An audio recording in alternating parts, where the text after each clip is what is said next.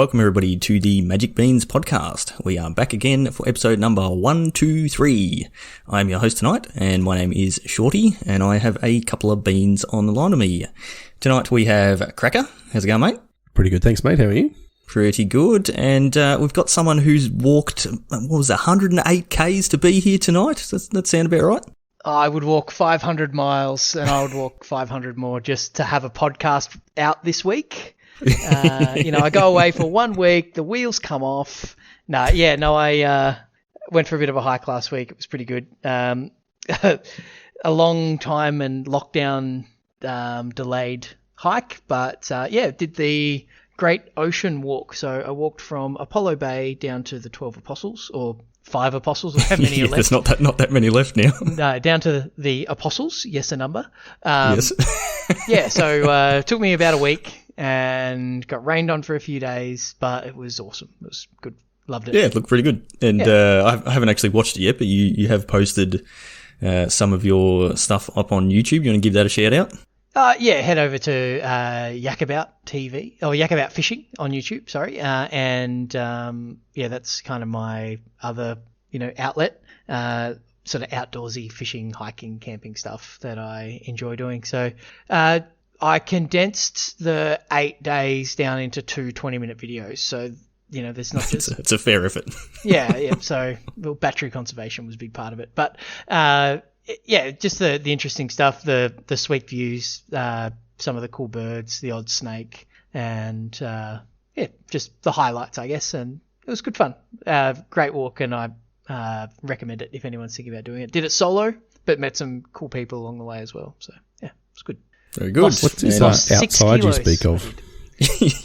Cracker doesn't know what the outdoors is. You've been in lockdown for 5 months now, Cracker? It feels like it. Last couple of weeks, I actually did catch the Rona, fortunately very mildly, but it kind of has done the run through my family, which is why I wasn't around last week, but all on the mend, and I thought you just didn't go outside because you got red hair and you're so pale. I mean, that happens too. Oh, okay. I get sunburned from fluoros, but that's... Yeah, you got to have the 60-watt globes because the 100-watt globes burn you, Exactly, yeah.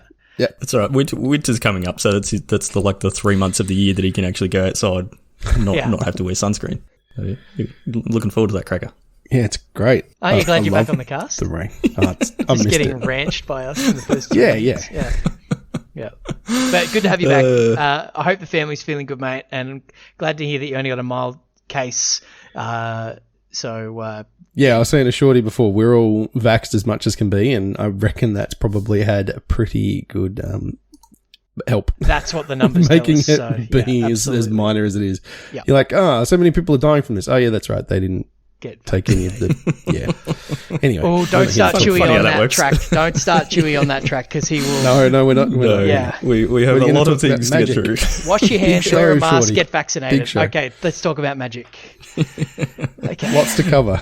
Yes, we do. Yeah, so we missed the podcast last week. Just a combination of people being away, people being sick, and me being super busy. So just didn't happen last week. And remember, we used to pre-record those evergreen things, and we was like, if we ever need to miss a week of the podcast, we've got these evergreen ones we can just put out there. And but that's when we were planning on only releasing an episode every 2 weeks, and somehow we have ended up as a weekly cast, and that's great. I love it.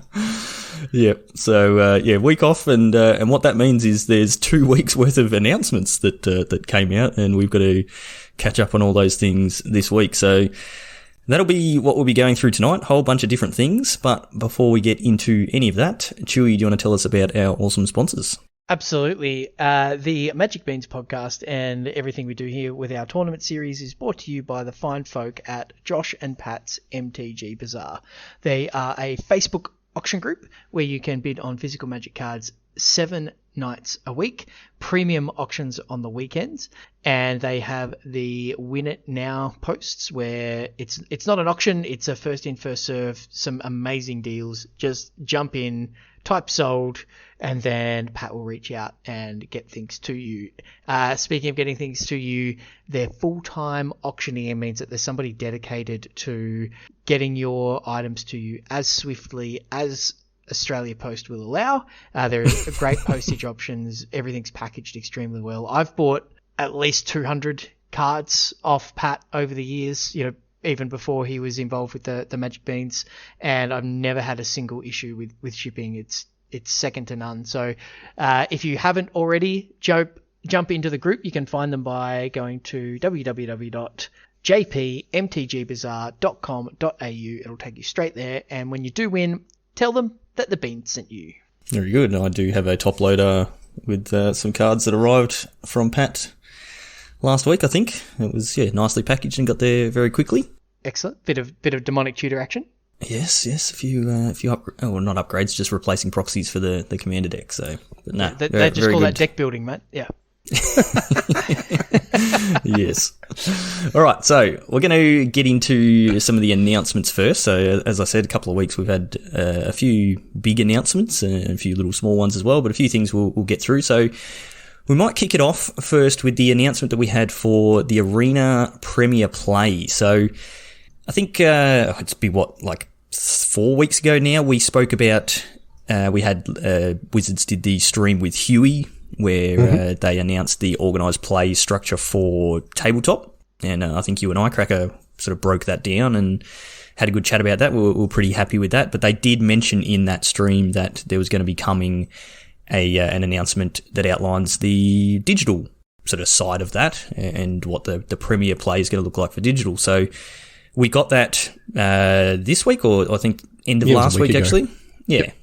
So we spoke about this, you guys had a quick read through it earlier, and then we spoke about it before the podcast. And we got there. We got there eventually. It was a little bit confusing, but there's a bit of a structure. So, Cracker, you want to see if you can just give everyone sort of the brief rundown of what we've got here? Yeah, for sure. So we're back to pyramids, boys. All right, the good type. None of these Ponzi schemes. Back in Armand Ket. No NFTs around here. And we've got basically 3 structures. So the lowest is called the Arena Qualifier Plans.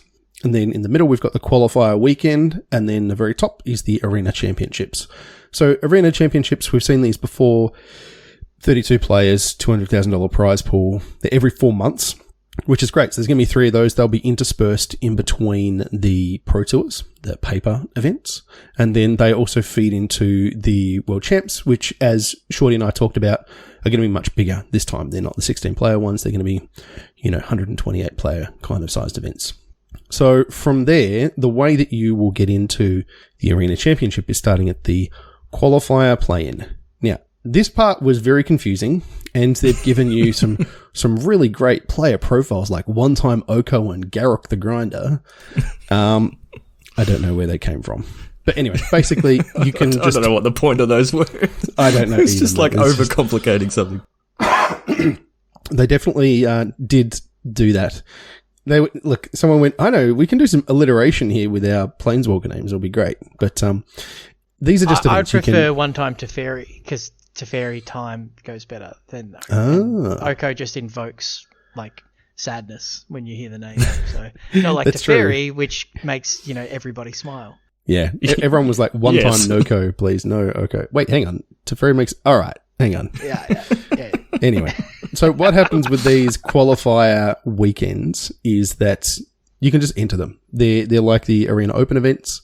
So they've got entry fees of either 20,000 gold, 4,000 gems, or 20 play-in points. So play-in points are the new option of how you can enter these. And you get those by playing on effectively the ladder or in events during the month. And so you will win those by going, 3-0 in a draft. Or if you enter a constructed event, you'll get a couple of points from getting the maximum number of wins. So those are just like a little bonus in addition to all the other stuff. So you still get all your normal packs and gems and gold and whatever else you would want. So they equate effectively to free entries for the Arena Opens, basically. Right? Correct. So once you hit 20 points, you can use those as a buy-in to a weekend qualifier. Yeah, and so qualifier 20,000 gold. That's for the qualifier play-in. The qualifier play-in, sorry, yes, the qualifier play-in.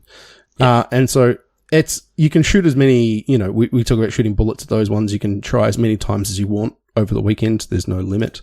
And then once you reach your 6 wins, you then get an entry token to the qualifier weekend. And so those will be happening once a month, I think. And then from those... There's a best of one qualifier that's 1 week before the qualifier weekend. And then there's a best of 3 qualifier that takes place the day before the qualifier weekend. So it all sort of leads up into that qualifier weekend. Gotcha. It feels like it's a bit more of a season in that sense. Short, but it feels like a season rather than just like a one-off random event. Yeah. So, yeah, I like it. And so with the qualifier weekend, the way you can also get into those is being in the top ranks of Mythic. So it used to be that it was the top 1200 would qualify to those. They've changed it now where if you're the top 250, you automatically qualify for the qualifier weekend for that.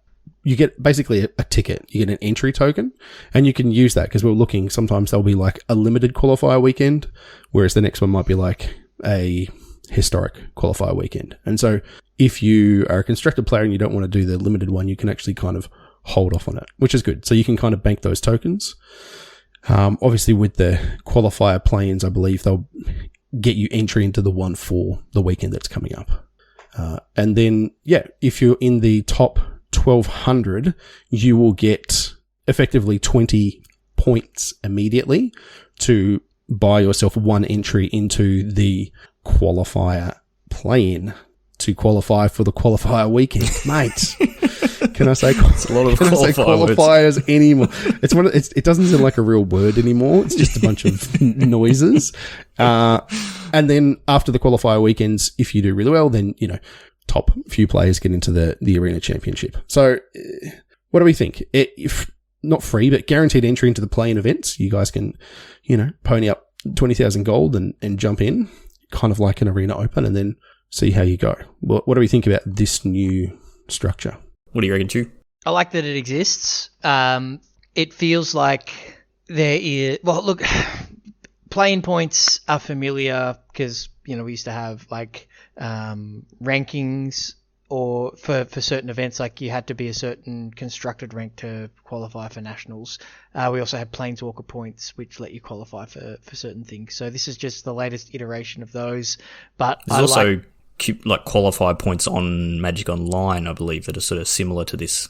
Yes. This type of structure. Yeah. So this isn't new in that sense. It's now on Arena, and the fact that it's like a mini GP or a big PTQ or something as your foot in the door with this stuff. And I like that there's a pathway. Maybe it's because they took organized play from us, and now we've got something back that is pretty decent.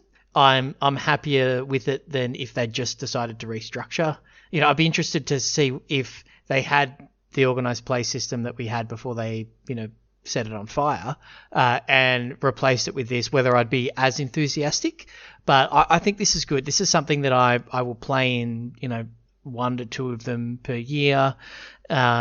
They feed into like the actual Pro Tour, so it feels like there's a pathway and there's stakes again. Like I'm not just playing ladder just because I want the gold to be able to turn into gems to be able to play limited in the new set, which was my entire interaction with Arena over the last few months. Now it actually feels like I'm playing for a reason, which means that I want to play well. I'm going to care about the decks that I play and the plays that I make. I'm not going to make a terrible play just because I need to, kill a certain number of my opponent's creatures to get my gold payoff, even though, killing the creature may not be the right play. It's it just makes more sense to have something at stake. And the prize money here is top heavy and significant, and having this interspersed amongst the paper Pro Tours means that there's always something to look forward to. It's something good for content creators, something good for people who want to keep an eye on the metagame. We're going to see that churn more traditionally rather than just like the ladder grinding dictating what's good. We're actually going to see innovation, hopefully, and I would love to I'm waiting for the announcement about coverage of this stuff. So I think it could be some opportunities for things to be good again. So genuinely excited, I have to say. I think it's good. It's going to take a bit of getting used to because it's a new system and it sounds complicated, but I think once we're in it, it's going to be fine because it's not new. Like this is something that we've done before. And I think it's overall a really good thing. Not perfect. They'll tweak some things, but I'm happy it exists, and it has been a whole lot worse than this is. So I'm happy with that. What about you guys? How do you think? How do you feel?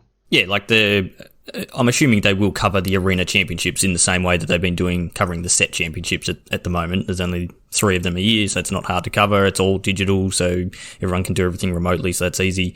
It is a 200 grand prize pool now for the arena championship. I don't know what the previous set championships were, but I'm pretty sure they weren't 200 grand, so that's a good thing.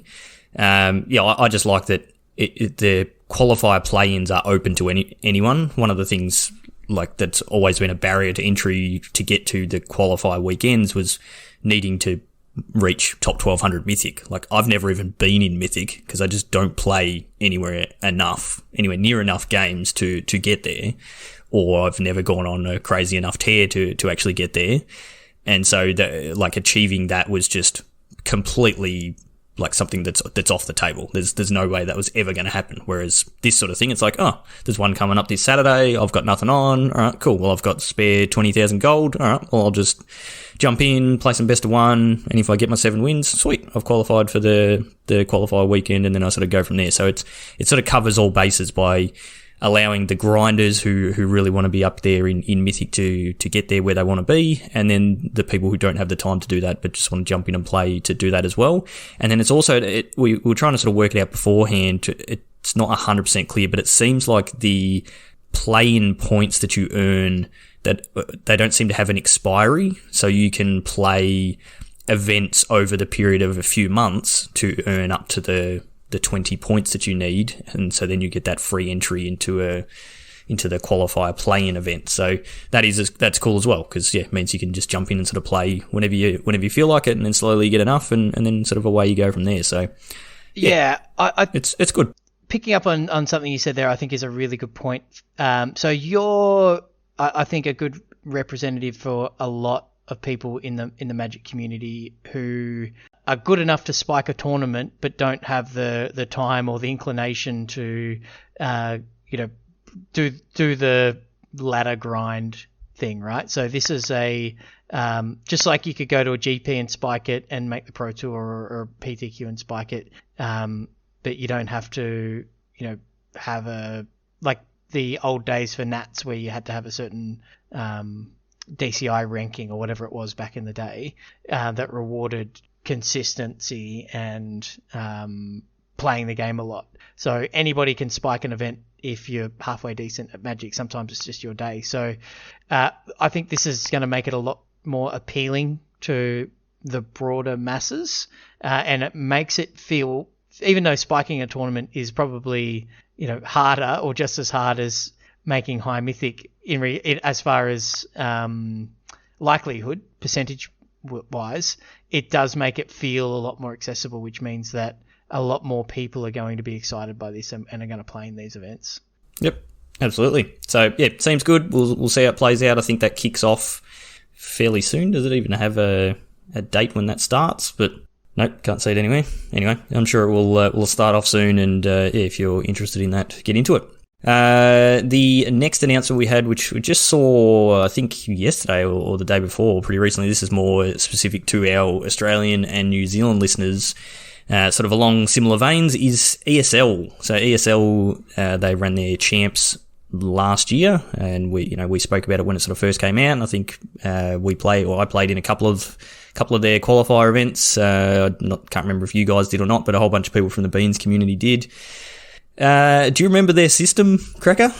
Oh, mate, how well structured it was? It was the simplest, most it made it. No, all I remember is reading through it and being perplexed as to why the different events had different points awarded. So if you open the Webster's dictionary, right, and go to O and find the word over-engineered, there's a picture of the previous ESL structure as the... Yeah, it was quite confusing. No, because over-engineered just means they've got like lots of really good things, but just a few too many of them. This didn't even make any sense. Yeah. Like, it just felt completely random. It was clearly something they pulled from... Well, maybe. Yeah. Anyway, pulled they from have other simplified it now. Yeah. So it was quite complicated, and the big issue with it was you had to play like 4 big events to get anywhere and do well in them to get anywhere near the chance of getting prizes. And like there was no prize payouts for sort of the actual qualifier events and things like that. So that was, and you know, we gave them feedback when their tournaments were over, and as well as a bunch of other people. And yeah, they've come back. They've just announced their winter season. I think there's going to be 2 of these over the next few months.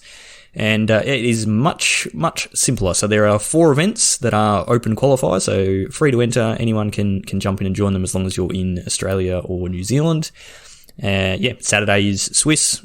Top 8 plays on Sunday on stream with good coverage. So, like, props to ESL. They did do a very good job of their coverage with good commentary, like Wandering Bard. And so you play in the top 8, and then the top 2 from that qualifies straight through to their champion stage. So 4 events, top 2 from each one of those qualifies to the champion stage. And at that champion stage, you're getting your share of $2,500 in cash and prizes. So simple, easy, good money, free to enter, that sort of thing. Almost sounds like a Beans event, but just not quite as good. Wouldn't you agree? Oh, as good as Bard is as well, like, you know, coverage, you know, no, shout out Bard, you do a great job. As good as Bard is, better than us. The first one is actually next Saturday, the first qualifier as well. Okay. So they are. It is standard. It is best of 3, and yeah. So jump on, like we said last time. If you're around and you can support these events by signing up, and even if you don't play the whole thing, you know, make them think it's worthwhile continuing to do. So I'm glad to see that they took some feedback and they've run it back. And now that they've, you know, simplified it a bit, we should encourage them some more.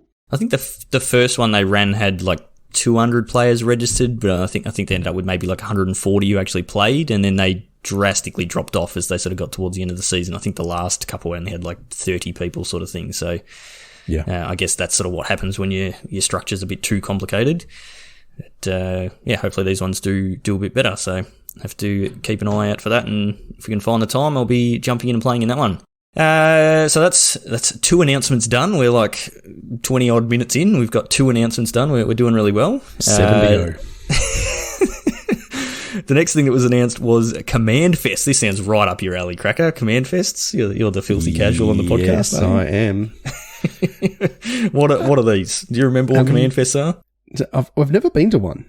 No, but never had one in Australia. That's that. Well, there's that too. So they are just giant Wizards-backed events. They'll be run by local tournament organisers. So in Australia, that's going to be Good Games, and they're firing like all over the world and multiple times throughout the year now. So the first one we've got coming up in June 25th and 26th in Sydney, and from what I remember reading, there was a couple of tweets and things where I think it's $100 entry for the weekend, and then you will pay for different events in there if you want to. But you also get like a swag bag, and in that you get one of the new Capenna Commander precons.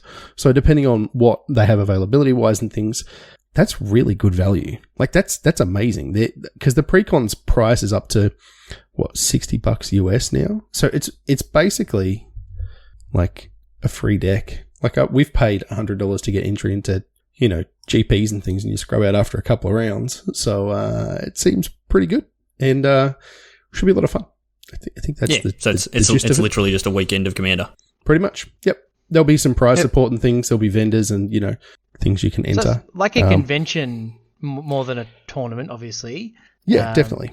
But there'll be prizes for winning pods and such. And I've read that some tournament organisers are talking about having prizes for, you know, different things. So not just necessarily, you know, win-loss, but having prizes for the, you know, the sweetest play and things like that. So, and door prizes and that sort of thing. So there's a potential to go in there and not win a single game for the whole weekend. You still have a whole bunch of fun because you're playing Commander all weekend, but you can also walk out of there with some additional prizes as well. But that stuff is all dependent on the local TOs, but I think that's something that I would love to see as a sort of standard part of those more casual events, to have prizes given out to not just the people that see EDHing all over everybody else. So yeah, it's why does that sound dirty? It's a verb, right? Yeah.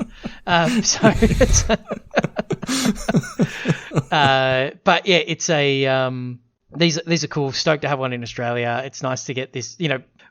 Our region's often overlooked for stuff like this, so it's pretty sweet to have that included for us. So yeah, I think the ones they've had like in the States, because they've run some recently, or it may have just been the ones they ran before the pandemic. I can't remember, but they were almost like GP size events, like huge events, huge turnout of Commander players, cosplayers, artists, all that sort of stuff. Effectively like a GP with side events and constructed formats going on and all that sort of thing as well. So they sound really cool.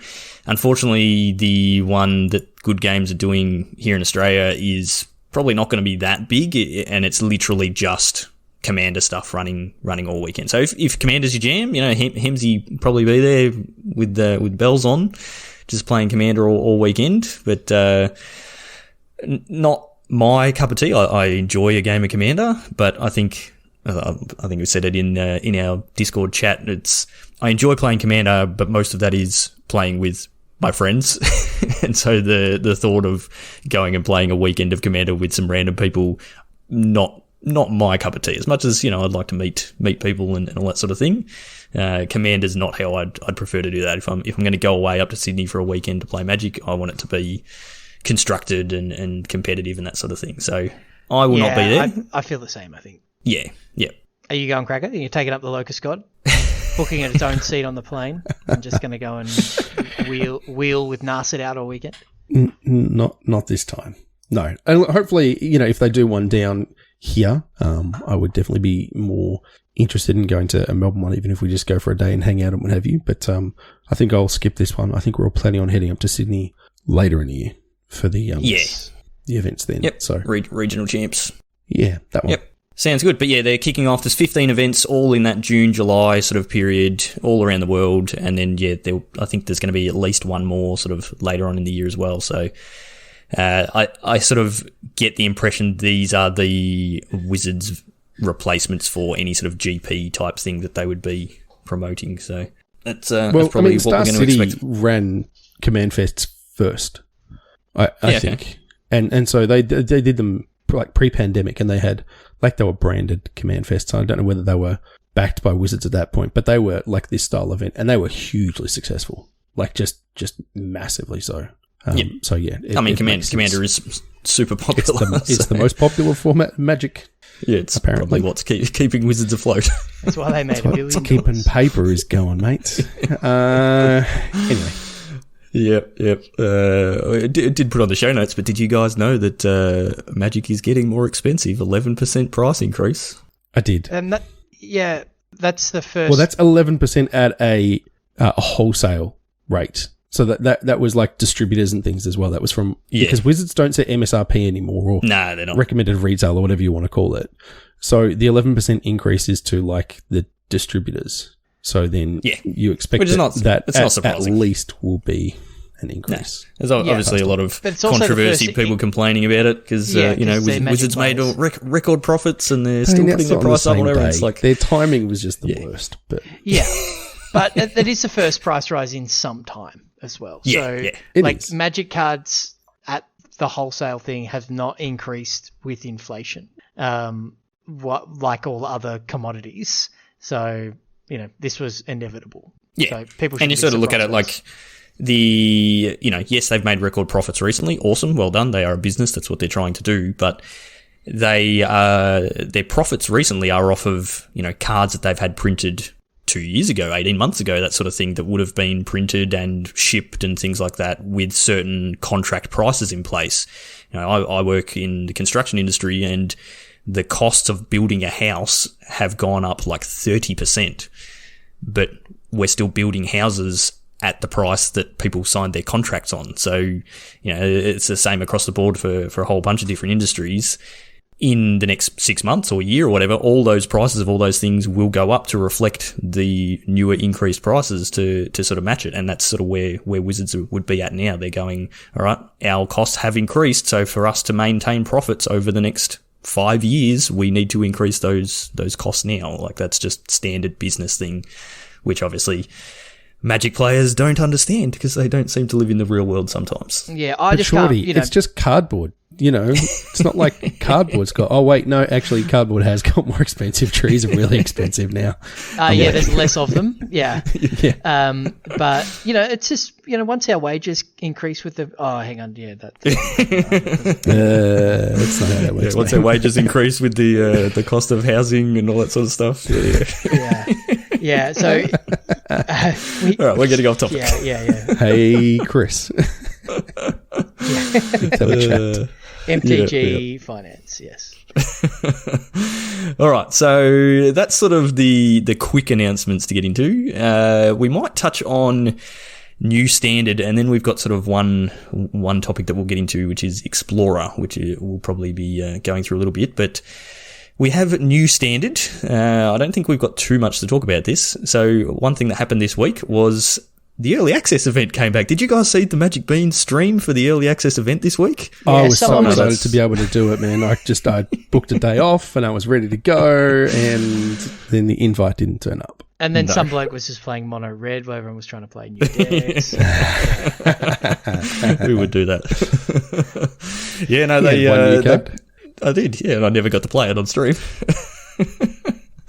They brought back the early access event for a limited number of obviously streamers that have much higher profiles than the Magic Beans, and that it ran yesterday or the day before. It was like a 24, 36 hour sort of window. So yep.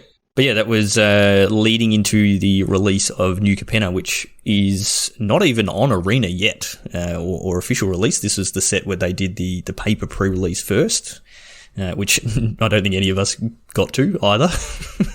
Couldn't leave the house, mate. Yeah, that's true.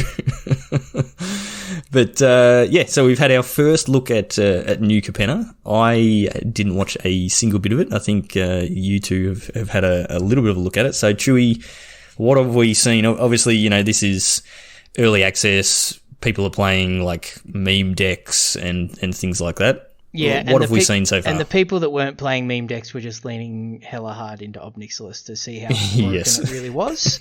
How many they could have on the field at a time. Yeah. So that was kind of the mini game. But I think, you know, everybody expected Obnixilis to be a really good card, right? When it was previewed, it was like, this card's good, it's going to have an impact. People didn't realize until that event how good it actually was.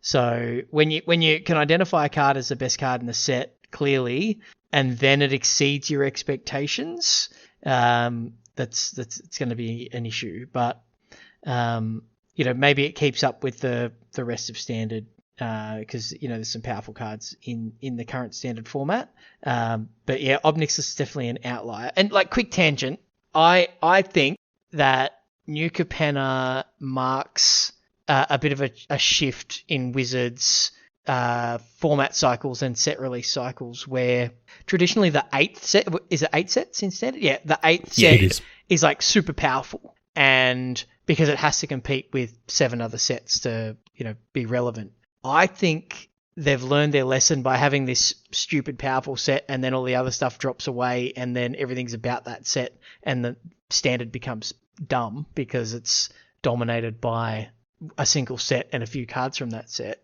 So they've thinking about the format rotation as a whole. They've gone, well, let's just plant cards that are going to be good post rotation. So there's a lot of like good mid-rangey cards in New Capenna, and there's the triomes and stuff that are exciting because they're cool, but they're not powerful enough to compete with, you know, Goldspan Dragon and, you know, some of the mono white cards and things like that. So, but once that stuff goes, this stuff's really going to have a chance to shine. So, and that's going to mean a healthier format post-rotation, at least in theory. So I think this is a a good thing. I hope this is what they've done. If they haven't done it deliberately, happy accidents happen.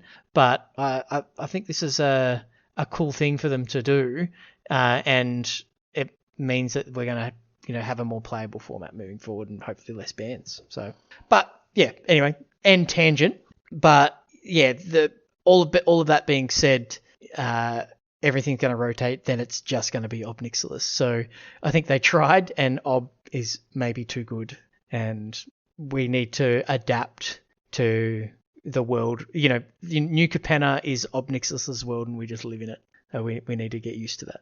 Yep. So what did you see, Cracker? Who predicted that? All right, Cracker, what have you seen? Yeah, I mean, kind of. There's a few things I saw. I don't know if I'd call them meme decks, but there's like a Black White Angels list that I saw running around. A few people playing it. I watched a little bit of Mingucci playing it, and then I was also watching some of Croaky's stream. I mean, he was playing other stuff, but played against that, and like that one actually looked pretty decent for best of one. Just a bunch of flying threats that have got a bunch of synergies and you kind of pump each other. The 2-drop legend seems really strong. Yeah, it does, definitely. But certainly Ob making a token, and then it turns out there's actually just a bunch of ways to copy tokens in Standard right now. So you can Seeker's Chariot and then copy Ob token, and then just jump them out. Well, I mean, yeah, but then as it enters, you can like sacrifice the cat, or you can sacrifice the chariot, and then you've got like a bunch of stuff. There's also a Kaya, the 5-mana Kaya.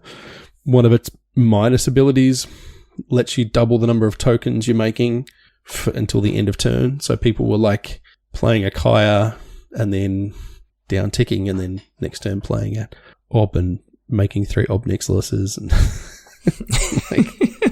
seems very fair, yes. It seems super fair. I saw someone who bounced the wrong thing for Croakies, and they returned the actual Ob to his hand. Oh, no. So then, instead of the copy. Oops. So then he's like, okay, thank you very much. Yeah. Actually, that's something that is weird with Ob Nixilis. Like, generally you would, like, a token is easier to deal with, so you would be wanting to kill or bounce or whatever, the real version of it. But in this, because the tokens are non-legendary, you kind of actually want to be killing the token for exactly the reason you said. You don't want to bounce the real one, because then they get to cast it again and get another one. Yep. And the tokens are non-legendary, so it's a bit of a weird thing that we haven't seen before. So that player's probably just done the default play pattern that they've done for the last however many years, and oops. So. Or just misclicked because you've got two things that look the same. Yeah, you can't tell which one's which. You can tell. They actually do look distinct from each other, which is good. Like, you need to hover over them. You need to, actually pay attention. But, I thought that was interesting. What else did I see?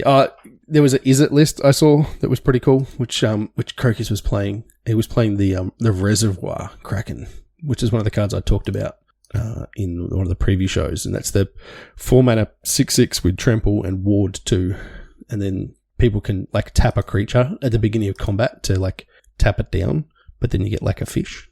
Unblockable fish, right? Unblockable, yes, exactly. But yeah, if you've just like control the board, or don't let your opponents have creatures, then it's 4-mana 6/6 with ward 2. It's pretty great. Seems pretty strong. Anyway, that's some stats. Yeah, it definitely is. So, I don't know. Like Chewy said, there's... Well, sort of. Not like Chewy was saying it. I think without the real format around during the early access event, you end up with Judith decks that everyone just gets really excited. I mean, you end up with Ob Nixilis decks that everyone is just like, oh, like, it's the most hype card. It's very clearly the best card in the set. Is it unbeatable? No. Is it exceptionally good? Yes. Is it probably too pushed? Probably. But at the same time, like, let's not call for bans on things yet. And not that any of us are, but like, people get caught up into that kind of frenzy because Magic players, we like to be a little hyperbolic. So I think we just need to kind of wait and see. We just need to adapt. Exactly right. It's just like, all right, here is the new threat, and how do we deal with it? And look, maybe Wizards has to do something, and so be it. Like, if they do, then they do, and that's fine. They're allowed to make mistakes every now and again. But I don't know. It certainly doesn't seem unbeatable. It's powerful. Yeah. But it's not. Agreed. It's not Oko. No, it's not okay. No one thought Oko was Oko, though. Well, until they played it for one game and then everyone realised what they'd done. Yeah, exactly. That's what we're seeing with non-pixels. So, yeah, well, it is very hard to tell from the early access events, though. They are always a bit weird, so... Yeah, well, people are trying to jam as many new cards as they can. Yeah, and that's kind of the directive that you get from Wizards when you're playing in those events as well, so... Mm-hmm. Yeah, we'll like the set should be on Arena like probably by the time you listen to this podcast, and very quickly we will have millions of games being played, and so probably within the next week we'll know how, you know, what decks it's going in and just how strong it is, and then over the next few weeks we'll start to see, can the metagame shift and can we find ways to beat it, and you know, within probably 3 weeks that's when you start to go, okay, this is really strong and quite hard to beat, and yeah, we'll sort of see what happens from then. But powerful card, good to have a good powerful card that's going to have an effect on a format, as long as it doesn't end up, that's what the entire format is about, as we've seen in the past with Oko. So it's quite flavourful that Obnixilis is the bad guy of the... Yeah, he's literally there murdering everyone and I mean, taking over the city or whatever, and so that's it's what the he's doing. face card of the set, right? So that's a fine line, because we've certainly had them where they've had face cards of the set and everyone's like, well, this card is hot garbage. It's literally on all their promotional material. It's just like, well, that's just unplayable. Yeah. So the best they did with that was 13-minute Emrakul and Liliana. And because they literally faced off against each other in the top 8 finals. Of the P2. Yeah. Yes. And Liliana won. Yeah, perfect. That was Jerry T, wasn't it? That won that one. Is that the... Because he was playing zombies, black zombies. Because he came second with... Mardu. Yeah, Mardu Pyro. Yeah, and so there you go. Well done, magic history people. Yeah, this week on Magic History. Good job. Yeah. Oh, actually, the other thing that I saw a little bit of was some of the 3-color legends, but being played in mono-colored decks. Yeah, because of the way the mana symbols worked out. So there's the hybrid symbols. Yeah, I saw, was it Caleb D was playing a mono green shell with the Naya legend in it. The one that when you make a token, you can either choose it to be like a 2/2 hasty cat or a 3/1 dog. Yeah, I think it was. And yeah, he was playing that in like a mono green shell, which seemed interesting. So those are definitely more castable than they read on first pass. You can quite easily put them in like a single or 2-color deck. Yeah, exactly. So it's cool. Yeah, it's a good way, like with your 3-color sets, if everything is hard 3 colors, it really restricts how much those cards are going to see play. Like if there just isn't a deck that's supported in those 3 colors that's actually strong enough in standard, then those cards just don't see play. Yeah, and like the charms. The way they've done these cards with those alternating hybrid mana symbols, that sort of thing, it gives you a ton of options of the ways that you can actually play them. So it's a good idea. I think that's something we'll see going forward. Yeah, for sure. In a few other sets. All right, so that's standard. Well, I'm sure we'll talk a lot more about standard over the next few weeks once we sort of start to see the format shake out and see what's going on. But the other big thing that got announced last week as well was this fancy new format called Explorer. So yeah, this came out with the State of the Game announcement on the 21st of April. And this was something that we knew about when we had the digital conversation stream that they had that was really poorly received, that we bagged them for. They mentioned that there was going to be a format coming that was tied to paper, because that's been a complaint that a lot of people have had, and including us, where, you know, with formats like Alchemy and Historic and that sort of thing, there isn't a format on Arena, or you know, there's standard, but there's no non-rotating format on Arena that was actually tied to paper. You can't play Historic in paper, you can't play Alchemy in paper, that sort of thing. So that was something that was definitely lacking. And so on that stream, they said, okay, there is something coming. They didn't want to say what it was. They didn't say what it was going to be. They said it was not going to be Pioneer, straight up, that sort of thing. Everyone basically knew. Because then everyone kept saying for the next week, I can't wait for them to announce Pioneer. It's like, they said they literally said that it was not going to be. It will not be Pioneer. Anyway. Yeah. But yeah, I mean, it wasn't hard to figure out what it was going to be. And so they have announced a format that they are terming for now Explorer. And it's, as we expected, it is all of the cards that have been printed in onto Arena that have been through the standard sets, basically. So it is the cards that are legal in the Pioneer format. So all the standard sets that have been printed onto Arena are all legal in this Explorer format. And it's basically meant to be, as they say in their article, it is paving a path to Pioneer. So looking at the sets that are legal in this, there's about 40 sets that are legal in Pioneer. I think we've spoken about that previously when we sort of dove into what's going on in Pioneer. About half of them are already on Arena. So that's a fair chunk of the format. There's also a whole bunch of other cards that have been printed on Arena through, Jumpstart and historic anthologies and all that sort of stuff. So any of those cards that are legal in Pioneer that have been printed through alternate means, they are also legal in this Explorer format. So it's not Pioneer, as they said, but apparently it is paving the path to Pioneer, and it's a good stopgap. So it will be tied to paper. So every new set that comes out, so New Capenna's just released, that is legal in Explorer. The Brothers War, I think, is the next one that comes out. That's going to be legal in Explorer, that sort of thing, and so on. And their intention is that over time they will be backfilling sets through various means to eventually get to Pioneer, which is sort of what everyone is clamoring for. So that's sort of the broad overview of what Explorer is, and it is, I think it's actually available on Arena now, which is pretty cool. They sort of got it out there quickly. I mean, it's not hard to do because the deck building has been, but you can't play it yet. Okay. So you can actually play it. With Capenna is when it's actually coming out. So the next day or so. Basically tomorrow. Yep. Yeah. But so you've been able to build decks with the restrictions, but Yep. That's all for the moment. But yeah, it's going to have play queues, it's going to have events, it's going to be best of 1, best of 3, it counts towards your rank on ladder, all that sort of stuff. So it's a fully supported format on Arena that is non-rotating, that you can build decks in paper. If your local store decides to run an Explorer event, they can run it because it's all tied to paper. You don't have any alchemy cards or anything like this. So, like, first thing from me, obviously we're going to have a bunch of stuff that we're going to sort of dive into with this, but first thing for me is this is what Historic was meant to be.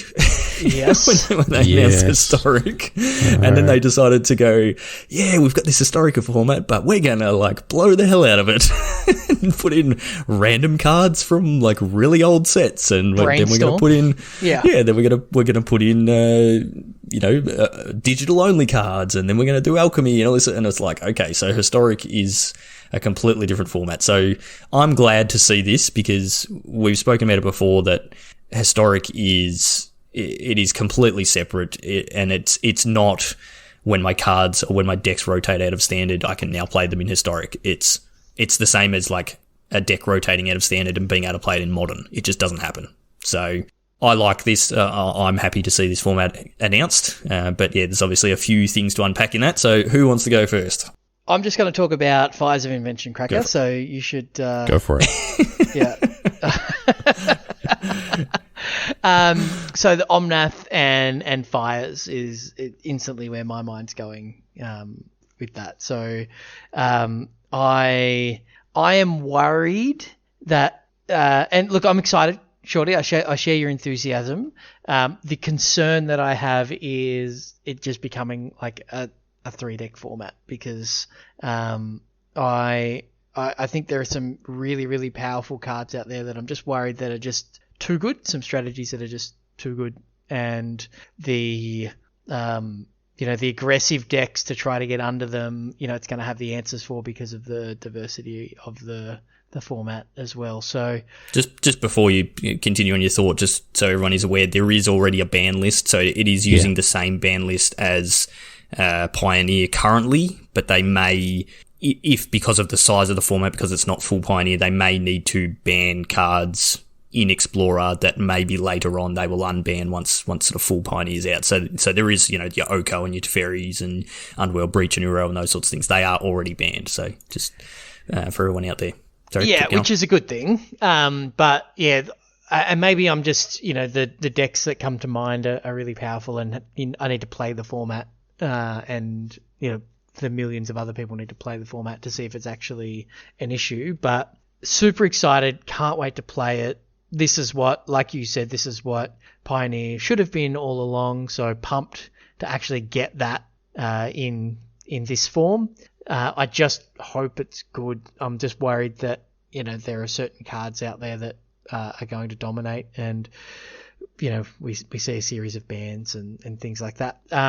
A question around Arena. So I got wild cards back for banned cards. Are they still in my collection? Am I still able to play them in that format? Yes. Yeah, you still have the cards. You still have the copies of the cards. They don't take them away from you. Okay, value. Love it. Yeah, okay, they're not going to take the wild cards back off you either. We hope. No, well, I don't have to take anyway. Yeah, good luck. You can't take them. You will have negative wild cards. Yeah, that's right. So that's good. I just had to wait 2 years for the return to get my return on that. But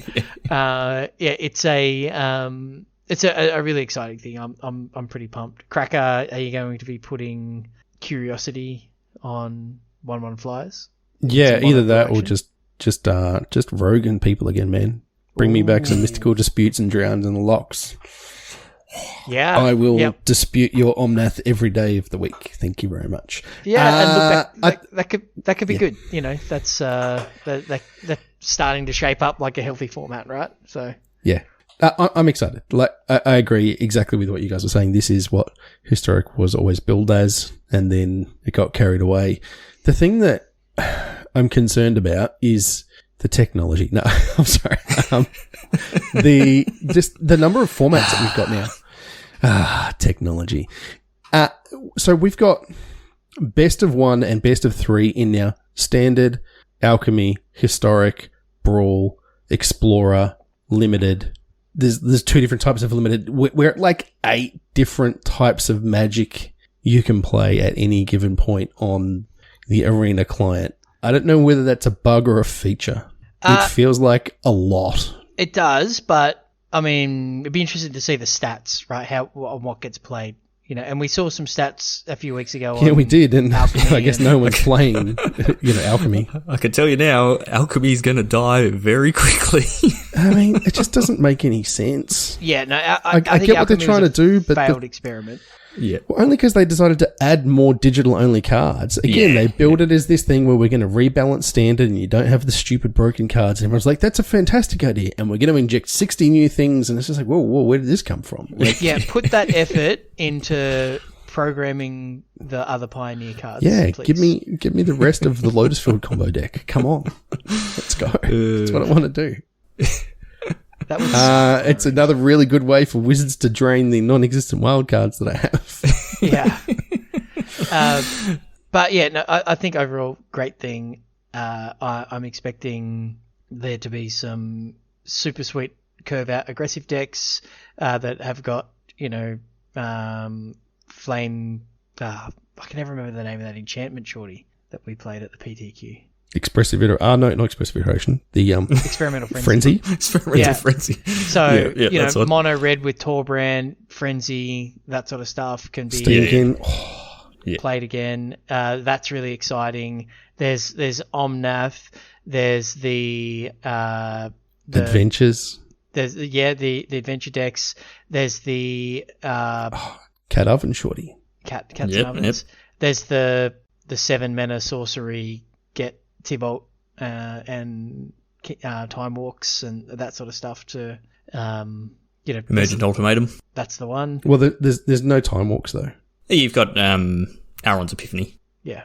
Okay, sure. Yep, that's not banned. Yep. Yeah. No, that's not banned. But Nexus of Fate is banned, Nexus and obviously Time Warp was one of their Mystical Archive cards that's not legal. Not legal, but yeah. We should get Khan's Temporal Sundering as well. From Dominaria, yeah. Yep, that should be there. Whether that makes the cut or not, I'm not sure, but it's an option. Yeah. Basically, we've got effectively full sets from Ixalan onwards. Yeah, which is a lot. Then there's a bunch of, like I said, random stuff. Like we had Armaket Remastered, Kaladesh Remastered, that sort of thing, which have filled in a lot of stuff. Then there's a bunch of stuff in Jumpstart, and then the various historic anthologies that have happened. So there is quite a lot of it. One thing that, to talk about, I guess the elephant in the room, everyone's going, oh, sweet, this is leading into Pioneer. They literally say in their article that, we want to stress that supporting Pioneer on MTG Arena will take several years to accomplish. And what they're aiming to do is basically what they did with Vintage or Magic Online, which is where they're not going to print every single card that's in Pioneer onto Arena, because there's no point printing the random garbage commons that are never going to get played. They're going to print all the cards that matter for that format.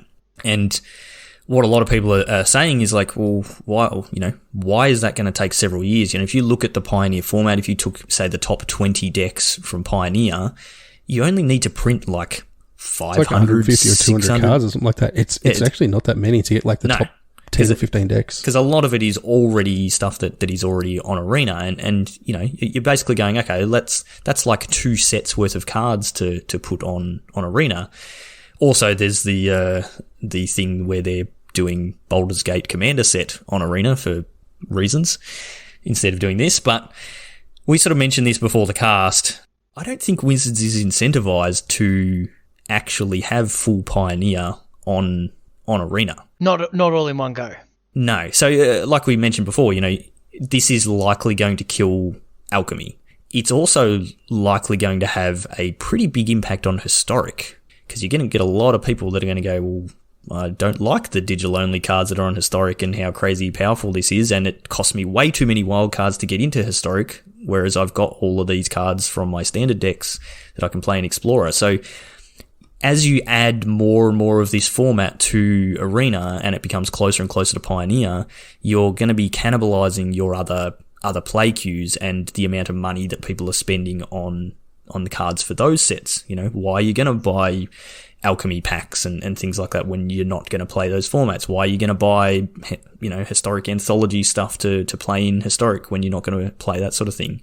So there's that reason. There's also, if Wizards went, all right, in 6 months' time, we're going to dump 600 cards from Pioneer, all the cards that matter, go, and, they dump it all in one go, what you get is a bunch of people that go, sweet, I'm going to put $100 in, I'm going to buy all the cards that I need to build my favorite deck in Pioneer, and then that's it.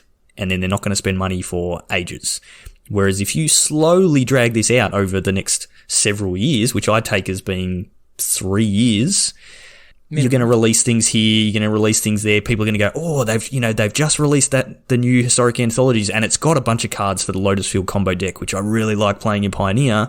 Well, now I'm going to spend my money, I'm going to get that. And then 3 months later, the next Historic Anthologies comes out, and it's got all the cards for such and such deck that I really want. We get Thing in the Ice or something, and all of a sudden Phoenix is really good. Oh, sweet, I'm going to buy that.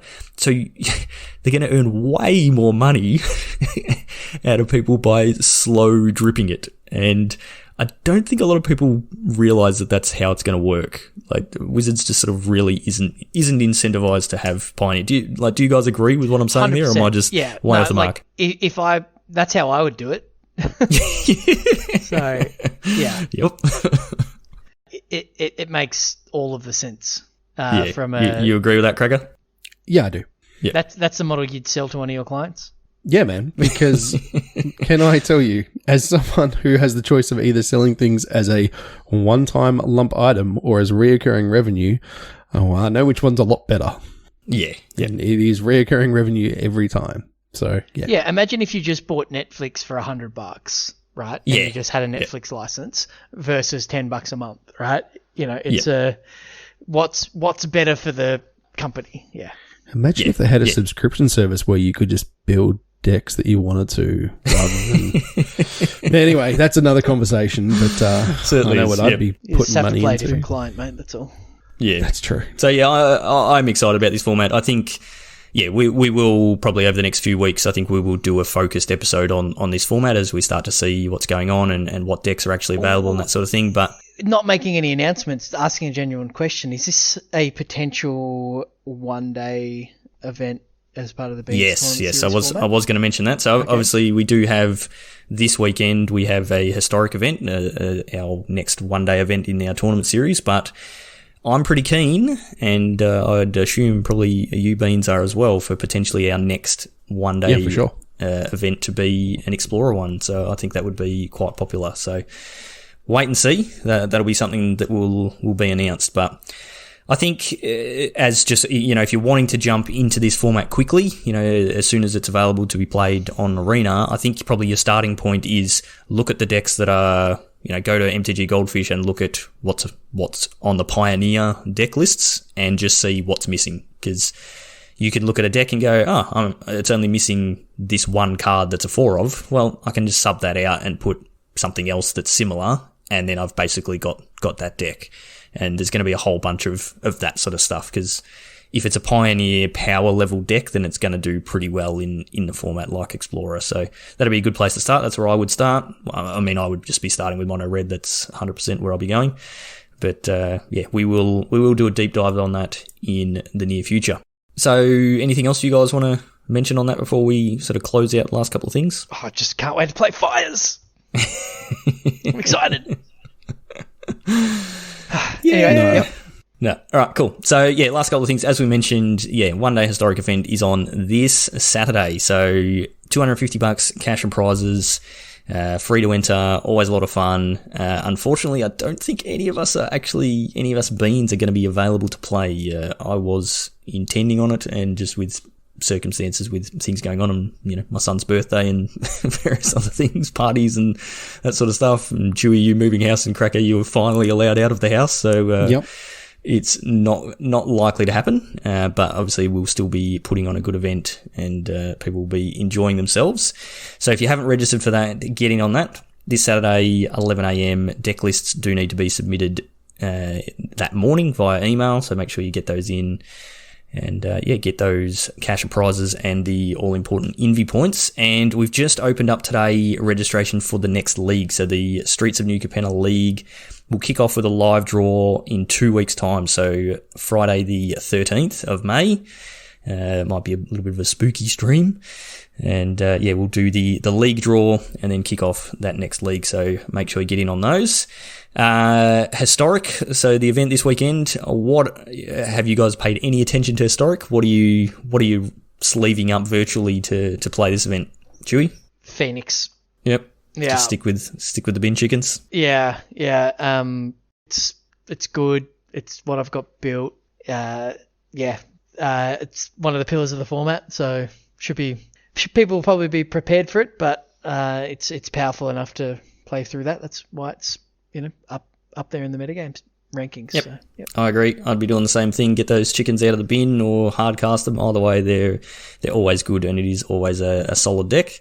Cracker, where would you be heading? I haven't really looked at Historic since we did the deep dive, so it would be... I still like the Greasefang decks. I think they got some new tools as well coming up, which is cool. Or the polymorph into your Locust God and draw your deck and kill people with hasty insects.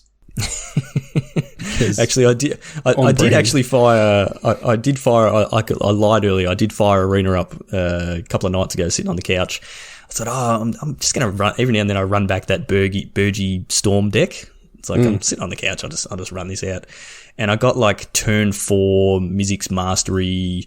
Someone casting Emergent Ultimatum out of their graveyard, and they went and got Vorinclex, Omniscience, and Sarkhan.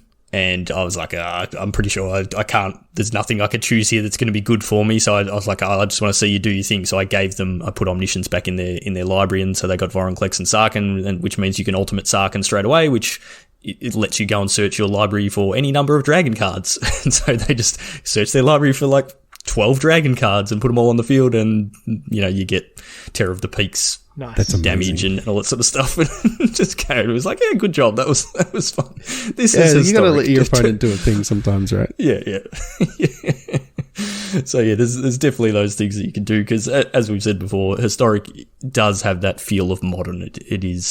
There is just some very, very powerful combos and things going on there. So, but bin chickens still do pretty well. So it's a good thing, and that's what I'd be running back.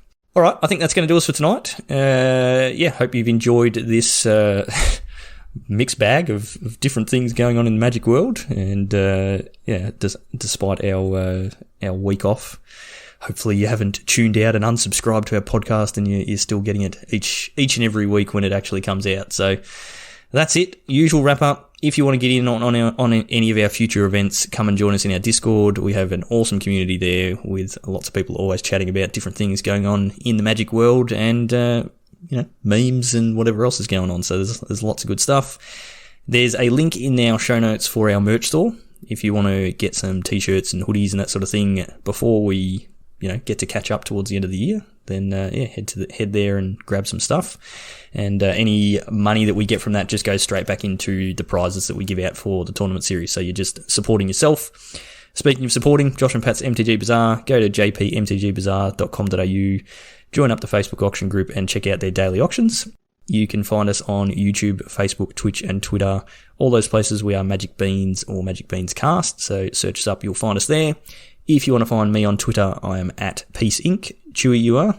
At Chewy MTG. And Cracker? At JoelHill _. Very good. So that's it for this week. Thank you as always for listening. Stay safe out there, and we will see you all next time.